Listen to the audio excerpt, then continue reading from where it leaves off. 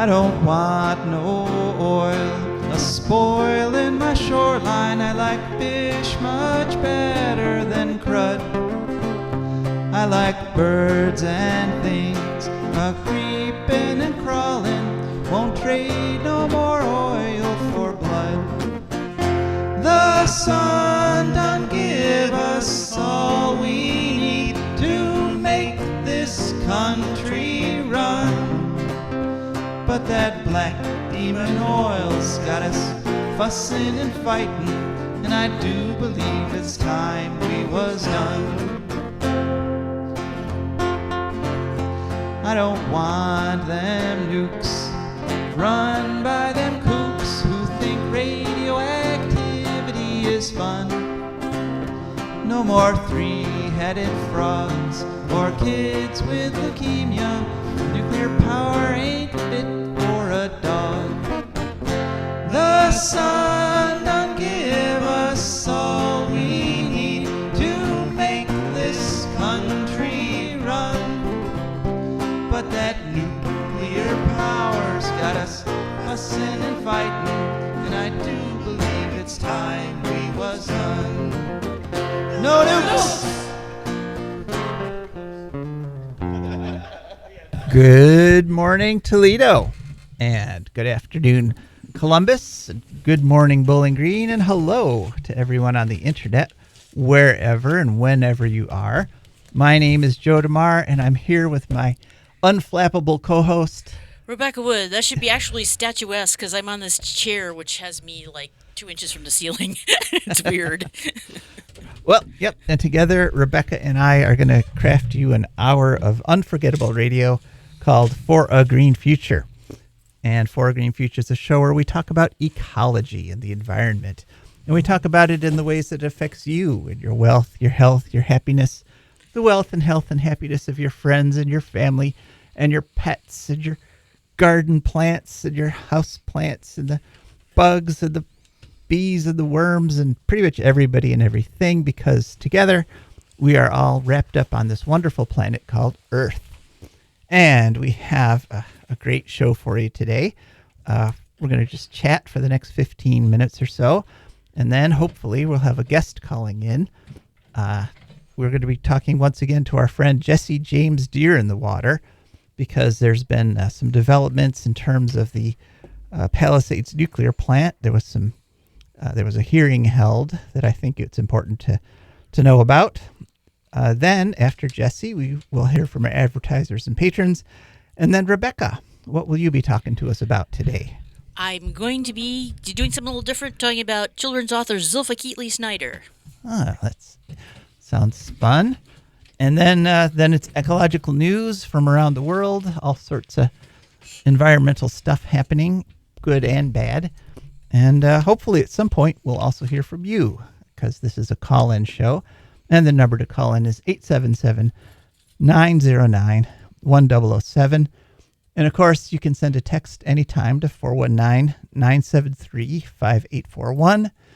Or if you want to make a longer-term comment, our email is joe@joedemare, DEMARE, for a green future, FOR, greenfuture.org.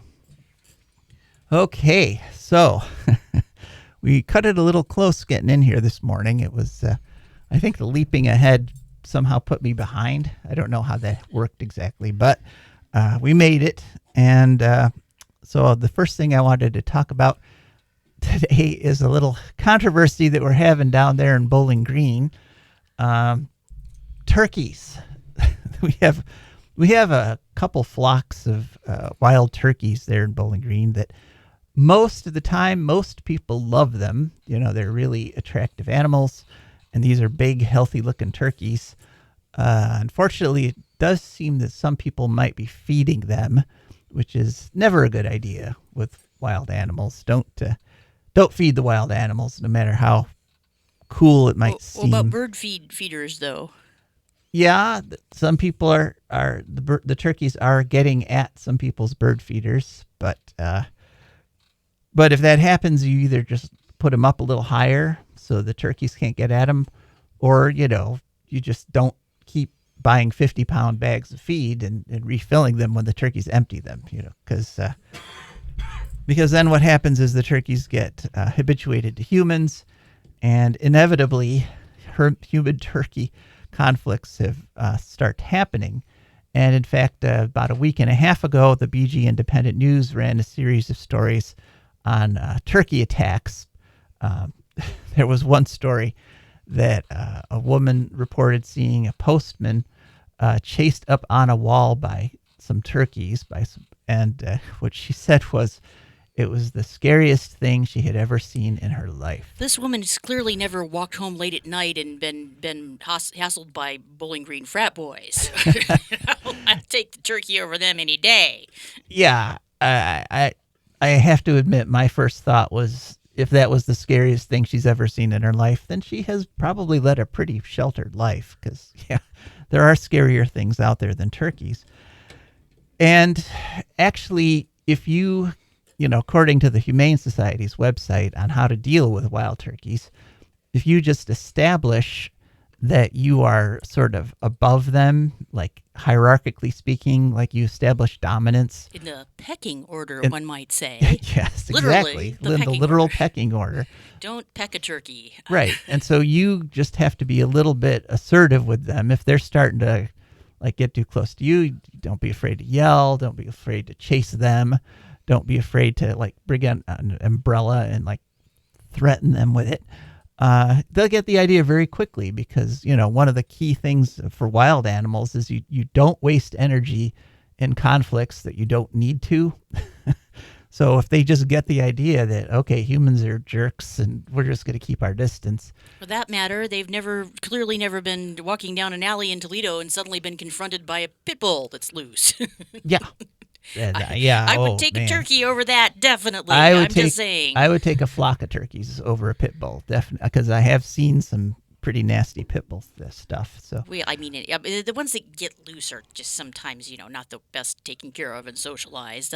They're bored. That's why they got loose. Well, yeah, there's many, many wonderful pit bulls who would never attack anyone or any other dog, but the ones that do are pretty nasty. Anyway, so that's what you should do, all right? But what has happened on social media, on Facebook particularly, is that this has sort of escalated from these stories that the BG Independent News put out, and it's kind of an illustration of what can happen in terms of nature and people's relationship to nature. It takes very little for things to quickly escalate out of hand. So it went from... This is the same town that, every couple of years has a campaign against people on bicycles making rolling stops at stop signs. Yeah. So it's a Bowling Green thing, I think. Right. Well, it went from people saying, I'm scared of the turkeys, to saying, we should do something about turkeys. And so the city actually contacted the Ohio Department of Natural Resources, who dispatched some people who tried to catch the turkeys with rocket-powered nets, and they failed.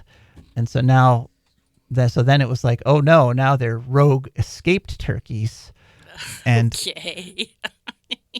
and people started talking about starting to get the turkeys, and that kind of went to, well, we should wipe out the turkeys, and that escalated to somebody posting pictures of themselves on Facebook holding up the turkeys that they caught and saying, okay, 1 down, 5 to go. And humans, our society anyway, takes very little encouragement for the sort of the anti-nature genes to kick in. We remember wiped out the bison. And one of the main ways we did it was just it got popular amongst the people who live in the eastern part of the coast, to take a train out west and just shoot bison from the train. I think it goes really all the way back to the Anglo-Saxons and how European dragons tend to be bad and scary looking and not kind and helpful like Asian dragons. Right. Well, so the idea has we don't. become. Nature's bad and scary, and we must subdue it. Is our mentality. Yes, and it's taken a long time and a lot of education for many, if not most of us. I would go so far as now to say most people are willing to live with nature. And in fact, most of the comments on the social media are people saying, I love the turkeys. I've been watching the flock for years and, This is not a mountain lion, people. No, yeah, they're not mountain lions. And as I say, you can do behavior modification. Yeah, for one thing, they like to hang out near the hospital, the Wood County Hospital. And someone did report that a turkey had actually broken one of the windows. Well, the reason that happens is because turkeys aren't one of the animals that can recognize their own reflection. And so like many birds, if you have windows down at ground level, which the Wood County Hospital does, they will, at mating time, see the reflection of themselves as a competitor, and they will start fighting with that window. And they weigh like 25 pounds, and so they can break a window. But all you need to do is cover those ground level windows with like cardboard, and usually there's like furniture and file cabinets in front of them anyway, so it's not like you're cutting off light or anything during mating season. Wait, what, you mean that's not what we're supposed to do when we see our reflection in the mirror? Yeah, no. I thought I finally beat it. The bad Becca. Yeah, I think maybe we could do some tutoring on that. There you Becca. go, Yeah. So, yeah. So, yeah, but it's just, I wanted to bring it up just because it's just an example of, it takes very little encouragement for us to fall back into the intolerant, nature is scary and evil mentality, which sort of impoverishes everybody, because having those turkeys wandering around in the streets has been, for past several years, people have been putting pictures of them up on Facebook and saying, "Oh, look at all the turkeys in my yard. Isn't it cool?" And it is cool. They're fun to watch. They're really cool animals. And Bowling Green would be poorer if they eliminated them from the situation. So, I just wanted to bring that up. And I hopefully our guest will be calling in soon. So Josh, keep an eye on that, on the telephone there. And so we'll go to him as soon as he calls. But this is something I wanted to bring up, and if you want to chime in with your opinion, what do you think? Should BG be looking at like wiping out these turkeys, or do you think the idea that you catch them and quote unquote relocate them is good? The problem with relocation, environmentally speaking, ecologically speaking, is that most species have what's called a carrying capacity in the environment that they're in. So like a particular patch of woods could have a flock of turkeys, and maybe there's enough food and shelter and all that for like half a dozen turkeys. And so the population grows until you get to that half dozen. And after that, either they have to emigrate from there and find new habitat, or something else has to reduce the old population as the new members come in. And so if you just take wild turkeys and just plop them somewhere where there's already wild turkeys, they're not all going to survive. You're going to lose some of them are going to have to die because the carrying capacity is limited. So, I think the idea of relocating is not quite as benign as it sounds. One other thing I wanted to mention, and let's see if our guest doesn't call in soon, I think I might have to ask Becca for you to take the mic for a minute while I make a quick phone call. Okay. But before I do that, I do want to mention, we've talked about this coming up. Today is October 10th, and on October 11th, it's the 13th anniversary of the Fukushima nuclear disaster. And so, as we do every year, we're promoting something called Unplug Nuclear Power, which is a 24-hour boycott of grid power to the extent that you're able. There's 4 levels. Level 1 is just regular conservation. Just go around, turn off extra lights, maybe cut back on your screen time a little. if you save 10% of your normal energy usage, you've saved as much power as nuclear puts on the grid, because worldwide nuclear power has been dropping down to the point where it only supplies 9% of the world's electricity.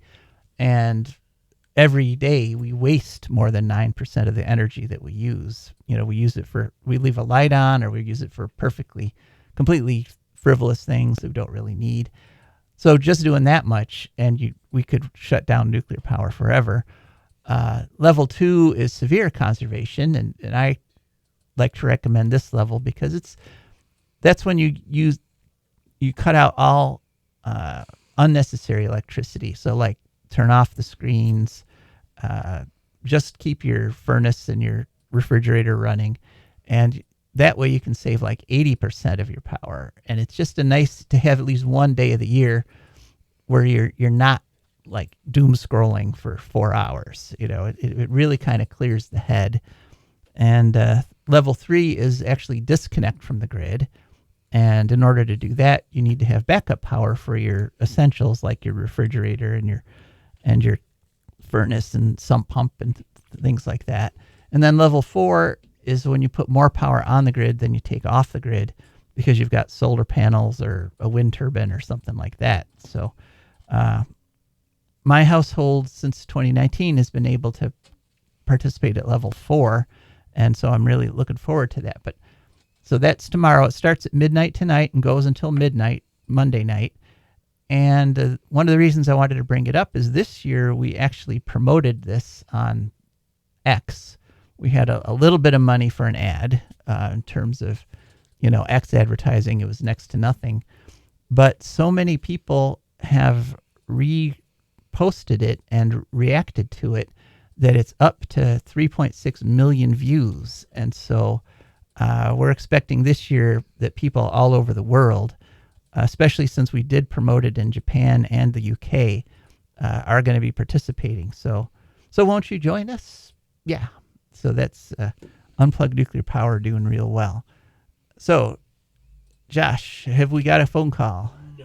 All right. Well, then, Rebecca, I'm going to ask you to take the mic for a second because Okie I have to dokie. make a phone call. So this is like the perfect opportunity on the subject of aggressive birds like turkeys or, say, for example, geese, to tell my Greenwood Cemetery goose story. Because like my whole life I've always gotten along with geese. I just kind of walk by them, nod. If they start to bow and hiss at me and walk towards me, I just back up some. It works fine. But there's this one time I went with some friends to New York City when my sister was living there in Brooklyn, and we wanted to go see this big fancy cemetery that has the Brooklyn parrots in it, which are really cool. You actually got a little glimpse of green up in the big archway where they like to nest, and some famous composer is buried there too. George Gershwin, I think, maybe. No, somebody else. I don't know. Anyway, we walked around and they had like these huge tombs. There were like 2 ponds and a church in the cemetery. It was huge. But like at one point, a friend of mine, my friend Toby, actually, who I'm still friends with, decided he was going to do a sort of a run up the wall thing on a tree trunk in the style of Gene Kelly, trying to run up the wall and somehow land on his feet as a dance move. And he did this like 8 times. And it made a lot of noise, and he got up pretty high before he fell down, so you could probably hear it for a ways. About 5 minutes later, this entire terrifying squadron of geese came rushing at us. There's like 4 of us in the cemetery in the middle of a big field, like with murder in their eyes. Yeah, we were clearly going to get pecked and pecked hard if we just stayed where we were. So we ended up having to, all 4 of us, like including a couple guys over 6 feet, retreat into the tall grass where the geese decided that their need to punish us for making all that noise and disruption in their territory was satisfied. But we made a show of submission. We were okay. So yeah, when you know that geese are around, don't try to run up a tree like 8 times. It's a bad idea, I'm going to tell you. Right. So some valuable advice. Yes. All right. So, is my mic back on there? Yeah. There you go.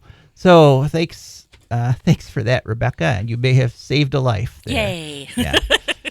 It's at least 4 lives in the cemetery incident. Yeah. All right. Well, I have put in a call to our guest, so hopefully he'll get that. He probably got caught by the spring ahead thing.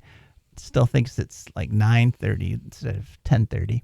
But That was a great thing, though. This morning, like I got up at 7:30, and it was really 6:30, of course, and everyone was sulking in bed. So there were so few people out that we got to walk around the whole block with my reactive doggie, okay. including on Sylvania Street, which is very busy and scary So normally. the streets were abandoned Yeah. by people trying to catch up on the sleep they'd just been stolen. So, all right. Well, we're going to continue on with the show, and let's see. So now it would be time to hear from our advertisers and patrons, and we'll go ahead and play that ad. For a Green Future is also brought to you by the Wood County Park District. The Wood County Park District is a natural resources conservation agency. They protect natural spaces, maintain quality green spaces, provide engaging programming, and they teach people to love and respect nature. They also restore wildlife habitats and lead people on outdoor adventures. Wood County Parks protects natural spaces in Wood County for all to enjoy from 8 a.m. to 30 minutes past sunset every day of the year. There are several ways to get a hold of them and find out what's happening. One is to call them at 419-353-1897. Another is to visit their website, www.wcparks.org. The website again is www.wcparks.org.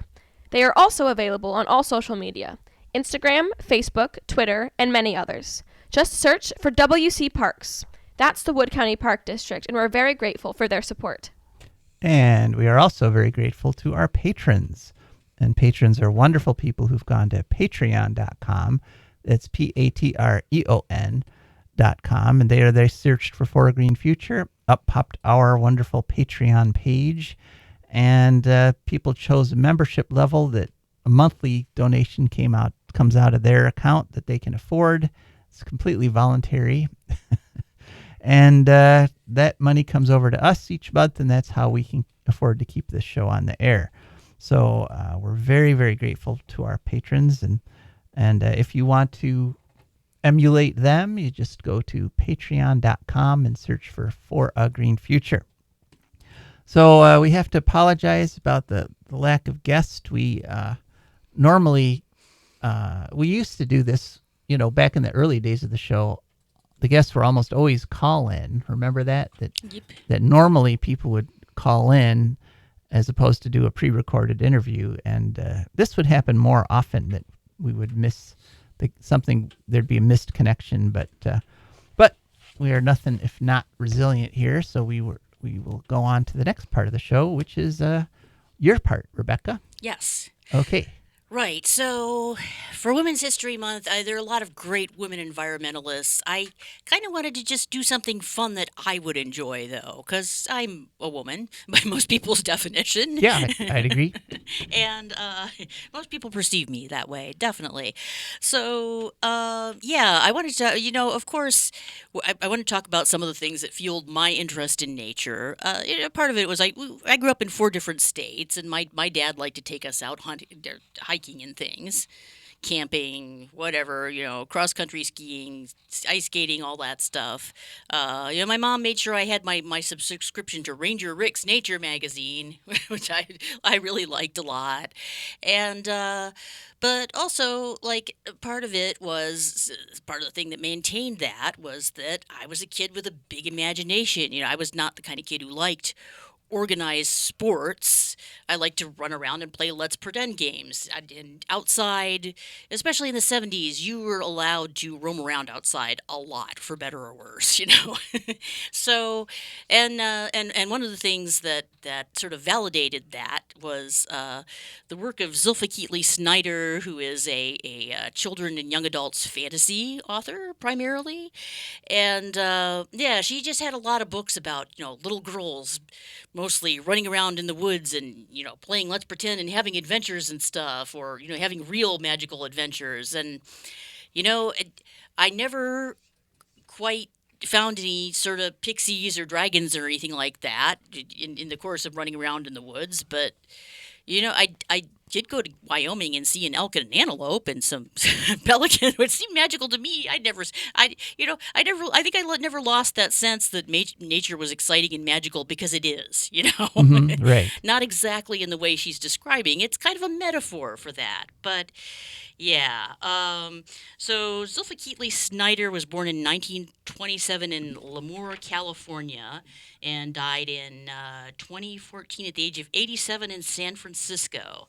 A lot of her books are set in California, you know, different parts of California, and deal with some of the history. Like there's something about some you know, people who come out in the Dust Bowl, and there's this whole family, you know, is working in the peach orchards, cutting up peaches and stuff. And you know, she has one about the sort of Victorian times and what her family was doing then, and a really touching piece about her dad, and who was an orphan who was farmed out apparently to local people. So you get some history in with that. She was married to Larry Snyder and had 3 children, apparently. Also had 3 Newbery Honor Books, went to Whittier College and UC Berkeley, and worked for a long time as an elementary school teacher, so she had a pretty good understanding of kids. She wrote a lot of books. She wrote 46 books. Apparently and also she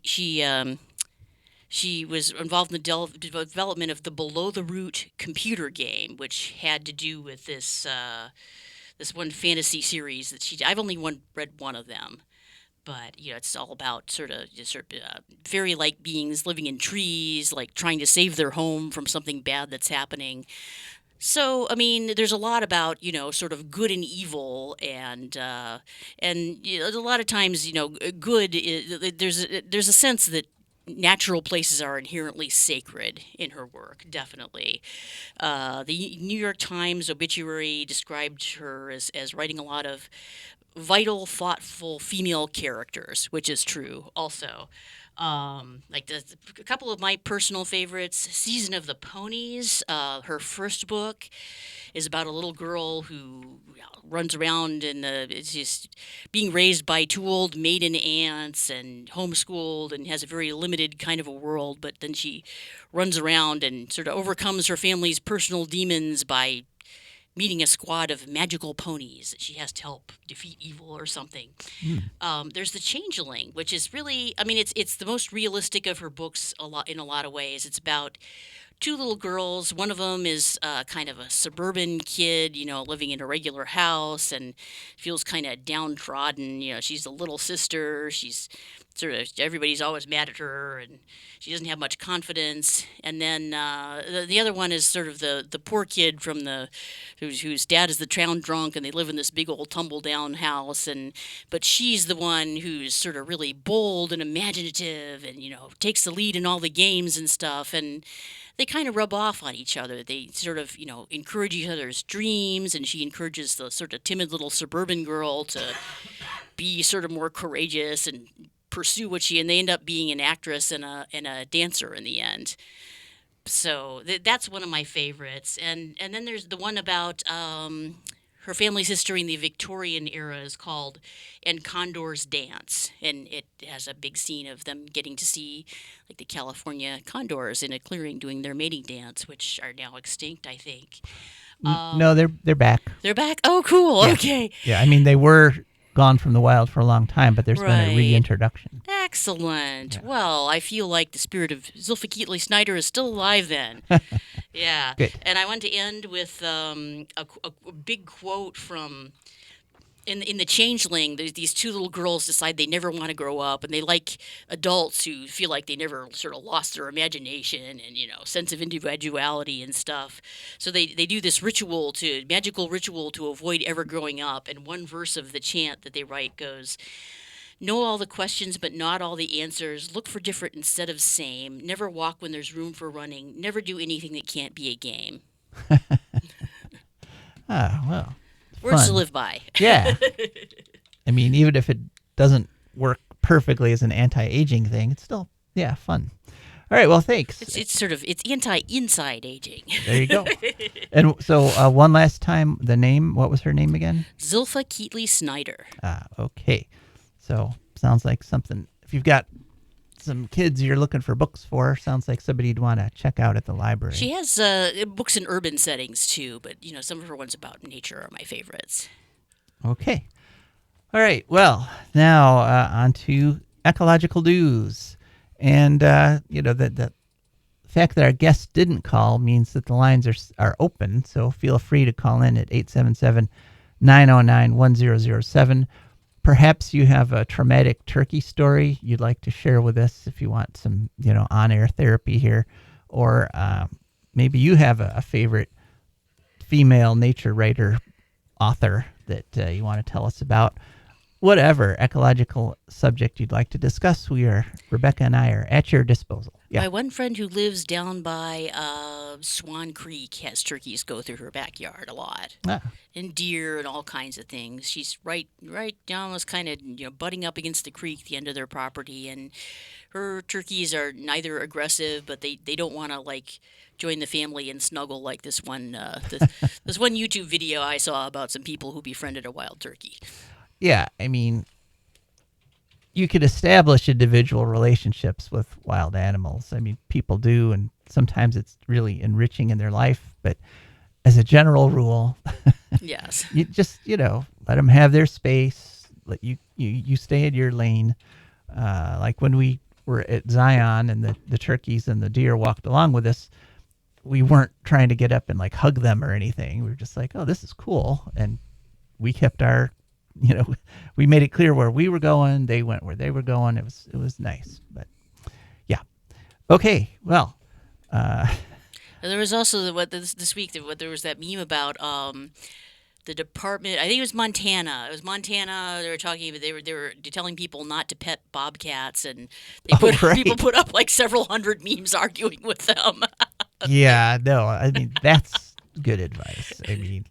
They played along too. They were good sports. Yeah, but rule of thumb: anything that don't pet the mountain lions. Literally No, eviscerate never. you. Yeah, that might not be something you want to snuggle up with. So, although I mean, there's examples of people who succeed at it, but there was a famous guy who's what he did his whole life was he went around befriending bears and hugging them and hanging out with them and didn't that end badly for him? It did end badly. He after about 20 years of this, a bear did finally eat him. But I've always said, if you go around for 20 years hugging random people, random humans, yeah, someone's going to stab you sooner. I don't think you're going to make it yeah. 20 years. No. So just on the scale, but really, it was safer than it might have been. yeah, but not still not recommended. Right. Okay. So now, on to ecological news. And this first story actually was back in December 21st of 23. We missed it. A website called Business Download. And the title is U.S. to fund 3 new power lines to aid ailing electric grid. And the topic of the story is that there's going to be $1.3 billion spent to create 3 different lines that'll carry about 3.5 gigawatts of electricity, and the purpose is to get power from solar and wind farms into the more populated part of the grid where the electricity is needed. One of the lines is going to go from Nevada to Utah, and another one's going to go from Arizona to New Mexico, and the third one goes from New Hampshire, Vermont, up into Canada. And I'm hoping that's not to try to link up with Ontario's planned nuclear plants, because the U.S. would be sorely disappointed, because those plants, like most nuclear plants, are promised a few years down the line, but it's going to be more like a few decades. So it's $1.3 billion. It's part of the Infrastructure Act, so of 2021, and the part of this, what this article pointed out, was that there's been so far committed $3.5 billion for other infrastructure projects that are similar. So that money is starting. It passed in 2021. Here's 2024, and it's starting to begin to be actually applied, which is nice. So just worth noting. And then next story, unfortunately, is not so nice. This is a story from the Salt Lake Tribune on March 5th. Uranium mining in Bears Ears.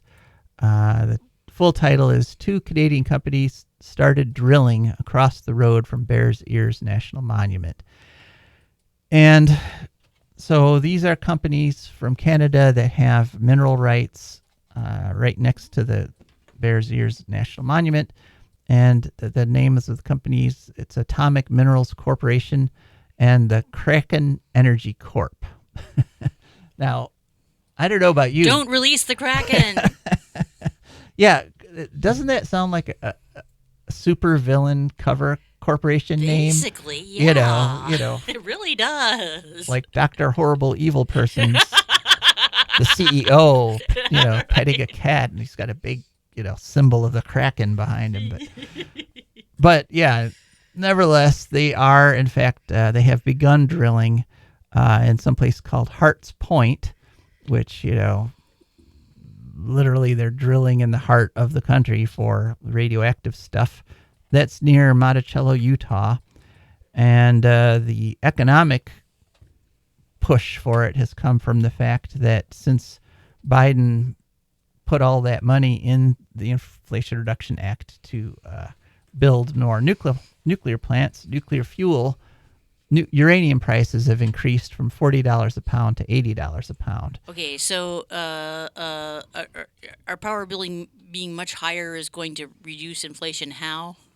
Explain this to me. Right, yeah. Doubling the cost of the fuel somehow is supposed to make cheaper electricity? No. Yeah, because having your electric bill go up is the very definition of inflation. But historically, this has happened before. Every time the federal government announces another nuclear renaissance, and the government announces a nuclear renaissance, basically they've been doing it pretty much every 5 years since 3 Mile Island. And every time they do, the uranium prices go up for a while, and then once investors realize, hey, I'm sitting on a warehouse full of uranium and no one's buying it, the prices crash back down again. It's very predictable, if you're someone who's watched the uranium market over the decades. And so this is nothing new. It seems like that's what's happening again.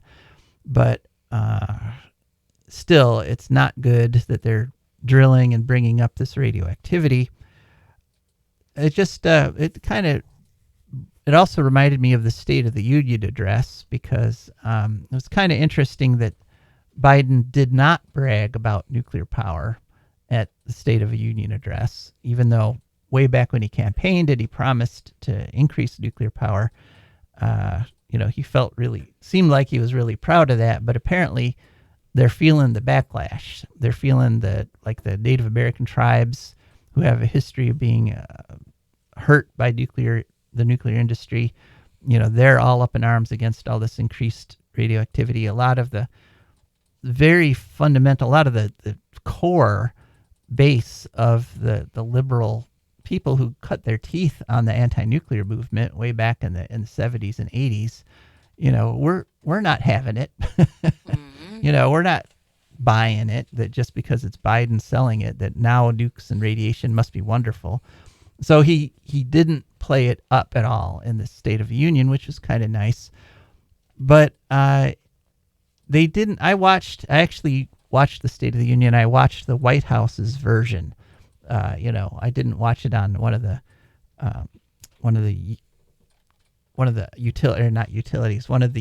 network stations. I didn't watch CNN or NBC or anything like that. I actually watched the White House's video feed, which was very interesting because they had placed the camera such that it blocked, what's his name, Johnson.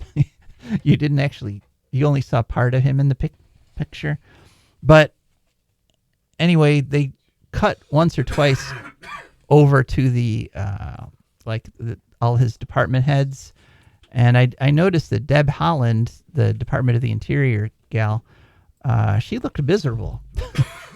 She looked really unhappy, and they didn't show Jennifer Granholm, the Energy Secretary, at all. She just you saw part of her face once, and Biden only mentioned climate twice in that whole speech, which I thought was interesting because climate is the one issue where 80% of the population agrees with what the Democrats state their position is, but the Republican Party is 180 degrees opposed. So, I mean, even not the most rabid, but even some of the more rabid Republicans who support Trump, for example, a good chunk of them, like half of them, still understand that global warming is real. We have to do something about it.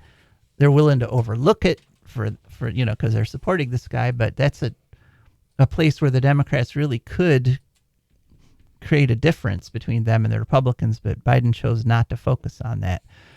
Still, my point about the uranium mining is that a lot of people are still upset about it. There's still a fight going on, and just because drilling has begun does not mean these uranium mines are in any way inevitable, because as I said, historically, these price spikes are very temporary. So let's hope they are again this time.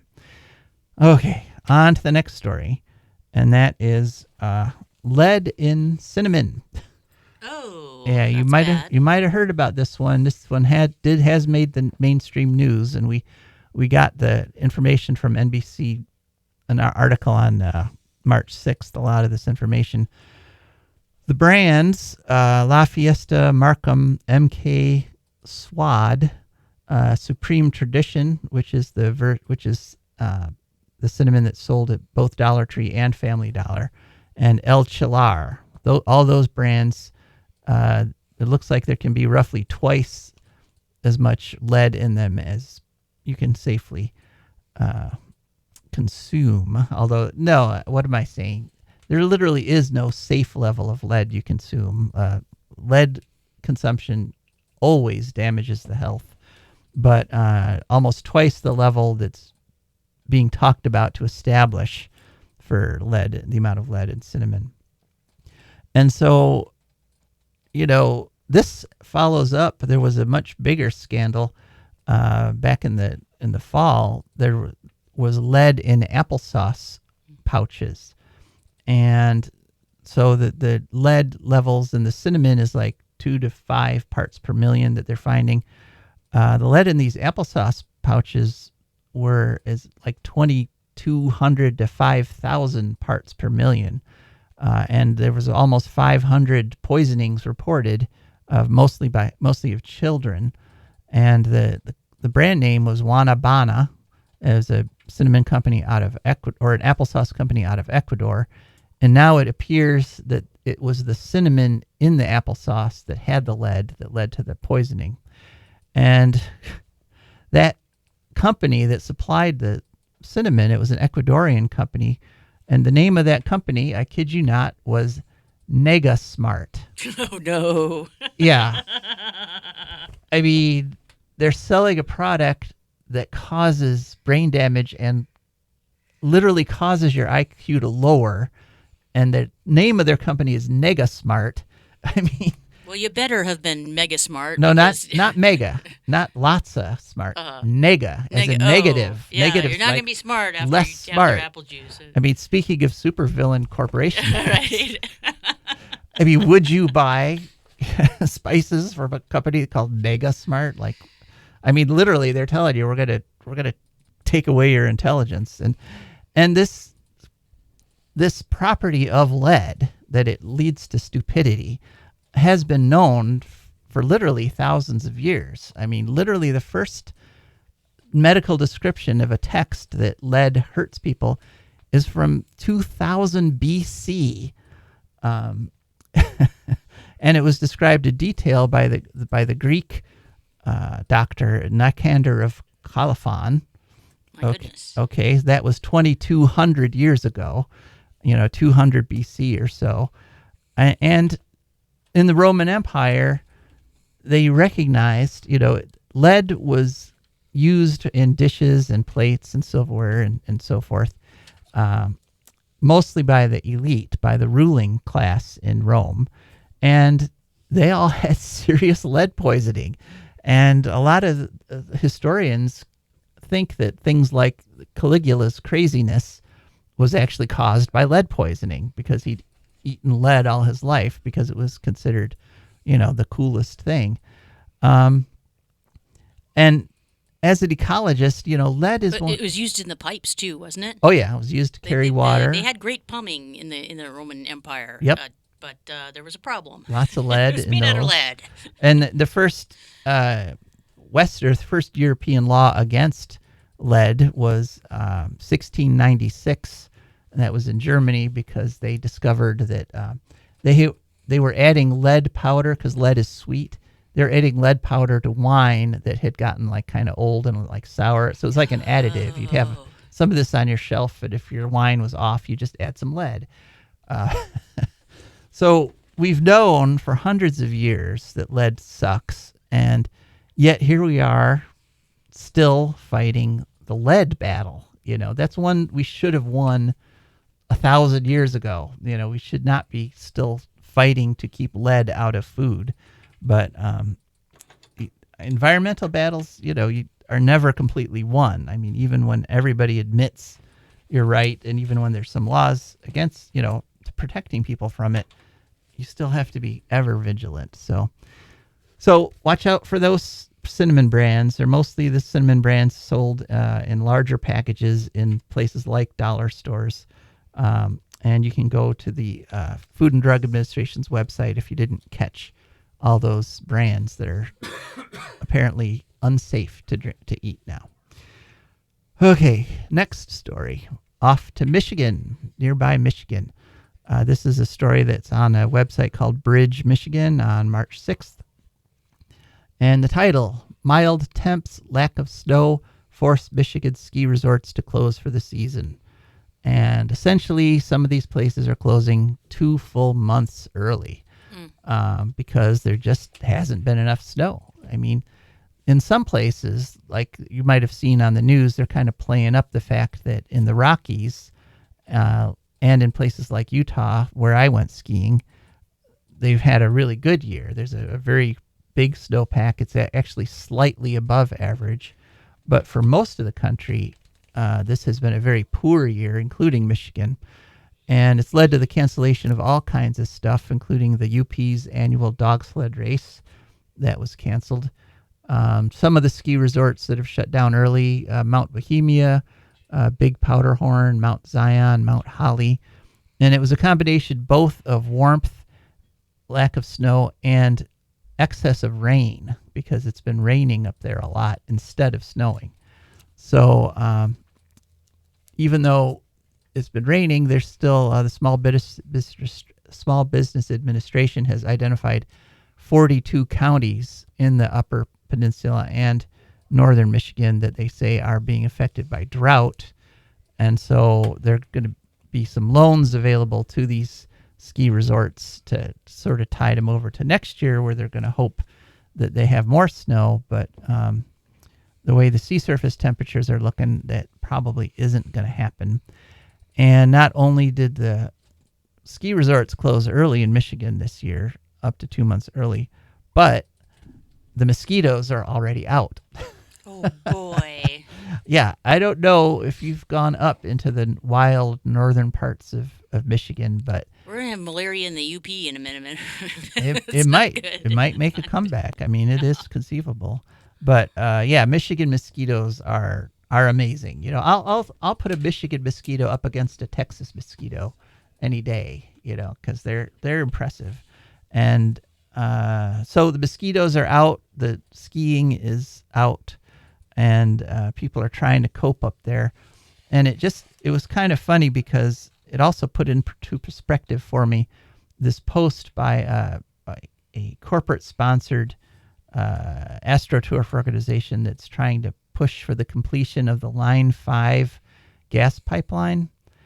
And Boo hiss. yeah, we've reported on that pipeline before. A lot of environmentalists and native tribes are saying, don't modernize it with a new tunnel under Lake Michigan. Just shut it down and get rid of it. Take it out, because every day it runs, it threatens the lakes. But on this thing, a lot of people were saying, yeah, I support the pipeline, blah, blah, blah. But I happen to, being the troublemaker I am, I linked this article about ski season ending 2 months early to the pipeline, promoters, and saying, these things are actually connected because all the natural gas you're putting in there is what's causing the UP to no longer become the UP. I mean, you used to be able to count on lots of deep snow up there for sometimes months longer than you do down here in Ohio, but that's not what happened this year. So on we go. Okay, so we're doing all right, even though we don't have our guest calling in. We're filling the time well, I think. Going to Uruguay next, and a story in the Progress Playbook. Now, we reported on this story back in October, and the title was Energy Independent Uruguay Runs on 100% Renewables. And back in October, it was, from July to October, so that's 3 months of 100% renewables. And they've done an update, and it has continued to be 100% renewables for 7 straight months, from July 1st, 2023, all the way through and beyond January 31st, 2024. Groovy, baby. Uruguay has run on 100% wind, solar, and some biomass and hydropower. Good job. And the largest percentage comes from wind. Over 40% is coming from wind. So essentially, this is a wind-powered country. And you'll note none of that was from nuclear. And that was a very deliberate decision made by Uruguay's energy minister way back in 2015. And this is a very interesting fellow because his expertise, he has a PhD in particle physics. And yet he rejected nuclear power as an option for Uruguay. And his reason was that you would have to import the uranium. And so the country would be dependent on exporters like Russia, the world's largest exporter of uranium. And he had the foresight back in 2015 to realize that the more you rely on local sources of energy, wind and solar and hydro, the less volatile your energy market's going to be. And he was completely right. This is the path he set the country on, and Uruguay has arrived. In fact, it has changed now from an electricity importer to an electricity exporter. So not only does Uruguay have really inexpensive energy, it's 100% carbon-free energy, and they have so much of it that they're shipping it off to other countries. And so, good on you, Uruguay. So specifically, wind is 47%, hydro is 38%, biomass is 12%, and solar is only 3%. So they've got a lot more room to expand their solar. But Ramon Mendez Galain is the fellow the mastermind behind this. And so kind of the opposite of an evil scientist, kind of a good scientist. And I wonder if he's related to Nicholas Guillain, the poet. Maybe. I don't know. And it's also important to note that all this improvement has happened despite the fact that energy demand in Uruguay has increased. So it's not like, they're in an economic downturn and they're using less power. They're actually using more power than when they started, but they've been able to meet all that need with wind, sun, and storage. So we just have a few minutes left. I have a story about bobcats. Oh, or something. We don't know what. Okay. all right. I hear a lot of interesting stuff because I ride the bus. Okay. And people with some very interesting life strategies are on there, especially late at night. All right. So this one day, I'm downtown, sitting around downtown Toledo, waiting for the last lineup home. I'm sitting next to this lady, looks maybe, in her late 50s. And she just kind of dreamily starts telling this story about how one time she was living out at the edge in the country somewhere in a farmhouse with her family. And somehow she came in to the house. She left the front door open and went and took a nap. And she woke up with a relative standing over her, pointing out that the cat she was sleeping with was not a domestic cat. Now, I never figured out if this lady was delusional to the point where she imagined this all, or if she was delusional to the point where she actually took a nap with a bobcat and didn't know. I don't know which it was. Almost as weird as the time that I heard a guy say that he visits his mother every Sunday at the cemetery, and if he can't go, he calls. Not quite, but almost. So he sprung for the headphone with cellular, or for the headstone that had cellular reception. Yeah, must be. That was before cellular, in the 90s. Oh, the 90s. Okay. He was just calling on a wall phone. Okay. Well, I do have one more thing I wanted to talk about real quick, and that is today, of course, is Oscars Day. And all the buzz is about Oppenheimer. That seems to be the movie everybody talks about. I just want to point out Mark Shapiro has a very interesting piece in USA Today. It was published March 8th. Oscar nods honor Oppenheimer, but what about Americans still suffering from nuke tests? And so, check that out and give it a read, because he brings up a topic that he did a whole documentary on called Downwind in 2022. Pointing out that nukes have killed a whole bunch of people down there, the fallout, including John Wayne and half the actors on the movie The Conqueror. So just a thought to carry us into the future. That's it for this week. Thanks so much for listening. This is Joe DeMare. And Rebecca Wood. And we are signing off.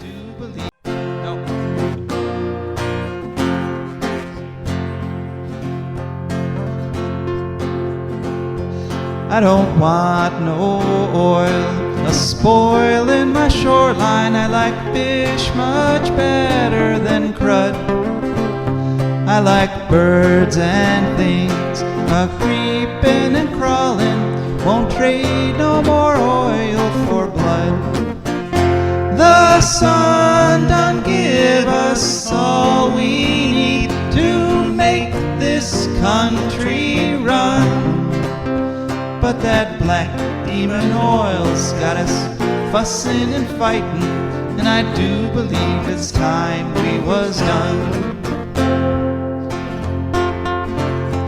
I don't want them nukes run by them kooks who think radioactivity is fun. No more three-headed frogs or kids with leukemia. Nuclear power ain't fit for a dog. The sun done give us all we need to make this country run. But that nuclear power's got us fussing and fighting, and I do believe it's time we was done.